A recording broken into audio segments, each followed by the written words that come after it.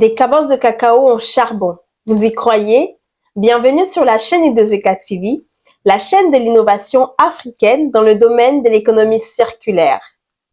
Je vous emmène avec moi aujourd'hui en Côte d'Ivoire, dans la région de la Nawa, précisément à Soubré, où une jeune dame ivoirienne a décidé de valoriser les cabosses de cacao.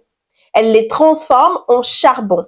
Reportage réalisé par Nader Fakri. Croyez-le ou pas, je suis assis sur de l'argent. Je me trouve dans la région de la Nawa, à Soubré, où une Ivoirienne, Madame Asquier, a décidé de valoriser les déchets agricoles. Et pas n'importe lesquels, la cabosse de cacao.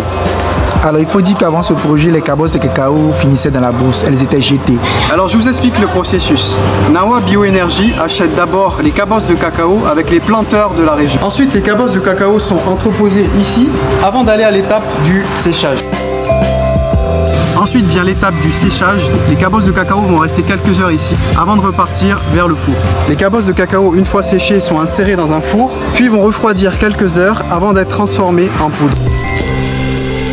La poudre va ensuite être mélangée à un liant avant de passer au moulage. De véritables petits lingots d'or, enfin non, de charbon de cacao.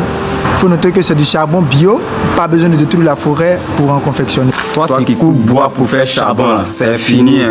Mais surtout, le biocharbon peut être utilisé comme fertilisant des sols, des plantations. Plus besoin du chimique.